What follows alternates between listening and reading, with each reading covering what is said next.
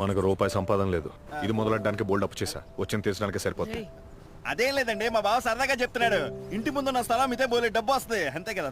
నాది అని చెప్పుకోవడం నా దగ్గర ఉన్నది ఒకటే, ఏరోప్లేన్ కంపెనీ మొదలెట్టడానికి ఐడియా. కానీ అది బాలేదని 24 బ్యాంకులు దుబ్బే అన్నాయి. ఇలా చూడబ్బాయి, మా అమ్మాయికు నా అందానికి తెలివితేటలకి కుప్పలు తెప్పలుగా సంబంధాలు వస్తున్నాయి. ఇంతవరకు నన్ను 20 మంది చూసుకుని బాబాయ్ అని భయపడి పారిపోయారు. తిక్కలు నోర్మై ఎందుకు మూసుకోవాలి? 20 మంది నేను వద్దన్నారా? 24 బ్యాంకు వాళ్ళు మిమ్మల్ని దొబ్బేమన్నారుగా, దాని గురించి మాట్లాడదామా? వాళ్ళకున్న తెలివి అంతే. ఆ 20 మందికి ఉన్న బుర్ర కూడా అంతే.